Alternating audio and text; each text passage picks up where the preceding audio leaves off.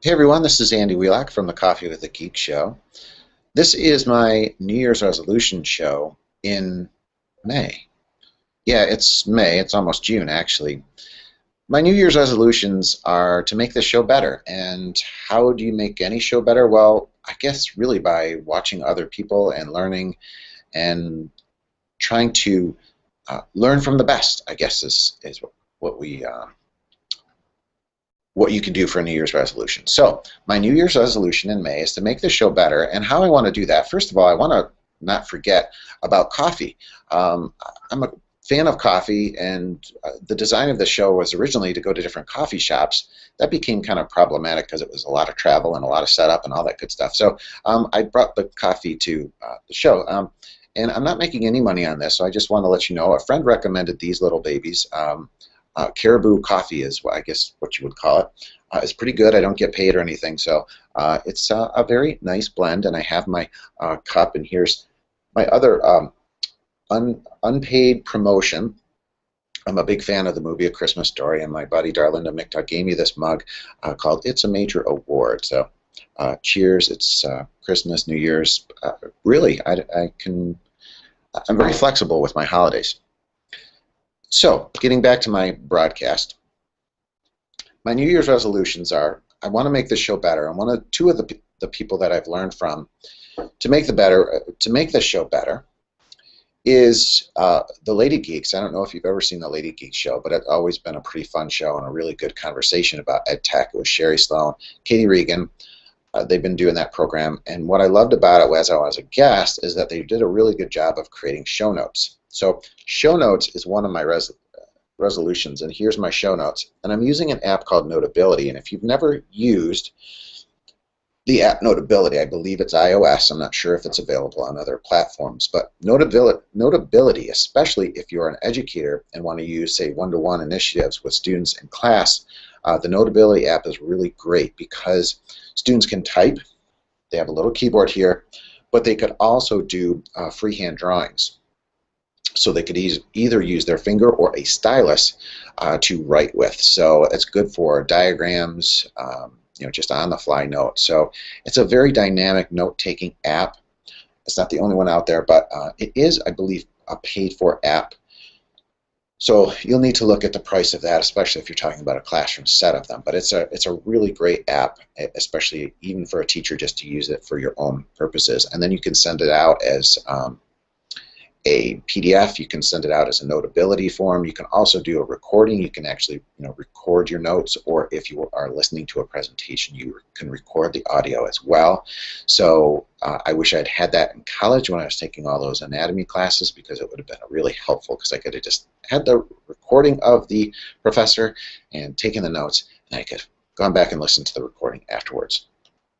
So there's my shameless plug of one app. But so my New Year's resolution was to create show notes, and I've done that here, so I've got a lot of good, interesting questions. So one of my other New Year's resolutions in May is to make sure that I have a scheduled guest every month and really kind of put together a platform, because I've always been kind of an on-the-fly sort of person, and that always doesn't work, especially if you're trying to get an audience for a show. So there's my build-up for the show. So my other possibility is, so I'm going to make sure that I have show notes, and I'm going to make sure that I have lively guests and scheduled guests. The other thing I want to do is really do a better job. I have the ability through my work, which is awesome, to go to different conferences, and I think the learning that goes on in those conferences is really awesome. I love tweeting out during conferences, but I often get distracted because I'm listening to the presentation, and that. And I also like to maybe do a little more dynamic, thoughtful commentary. So I thought I would bring the Coffee with a Geek show to the conferences I go to, one being the ISTE conference, which is coming up, and that is going to be in June. It's going to be in Atlanta, and the ISTE conference is one of my all-time favorites. So I'm planning on actually tweeting out there, but I'll also be using this platform to tell you about the people I'm meeting, and hopefully do some interviews with some of my awesome friends. And I have some really great contacts there. I'm a virtual environments geek, so I'm hoping to do maybe a 360-degree forum session with my virtual environments buddies, although they don't know about it yet. So They'll get to it.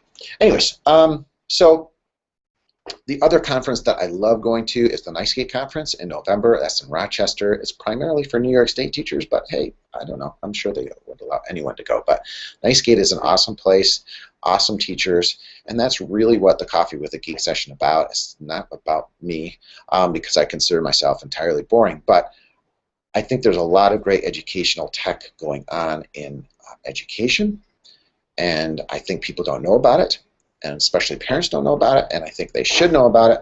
So that's what this show is all about. It's about bringing innovative educators, giving them their due, their day in the sun, shall we say. And so there you have it. One of the last things I want to do, my last New Year's resolution, is to make this a little more fun and a little more lively.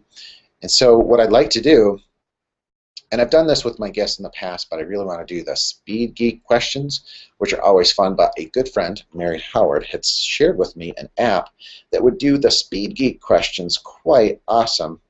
And it is a app called Decide Now. And it's going to be really hard to show it. I don't know if it'll work because, you know, the screen, but you can see there's like kind of a spinning wheel. Oh, that's a clock, and let's see. I don't know if you'll be able to see it, but it's just take my word for it. It's an awesome app. It is called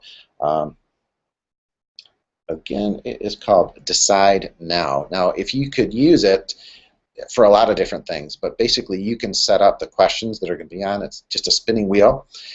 And you could choose it, say, you know, what do you want to do for dinner tonight? Like you could type in, you know, Mexican, Italian, Chinese, and then spin the wheel and make a decision on it. So it's a great app. But I put some Speed Geek questions in, and I'll just kind of, I'll do this with myself. I like to do this with my guests, but I'll spin the wheel. You know, you're dying to find out my thoughts and theories. And the question is, favorite comic book hero? I'll admit I'm kind of a Captain America fan. Batman's making kind of a comeback with me, though. I started out as definitely a Batman kid. Kind of a Captain America fan just because, you know, he's a little more realistic. He's cool. He's got a great outfit. I like the color scheme of comic book hero. So those are the Speed Geek questions that I'll be asking my guests. So I'm going to tune out because I'm probably rambling, but I am hoping to put out another episode soon. I'm going to have a guest, and then I'm going to be broadcasting from the ISTE conference in Atlanta, Georgia. So please follow me. I am at Spiff Whitfield, which is my Twitter handle. And if you want to learn more about me, just go to about.me/Andrew.m.Wheelock. Thanks.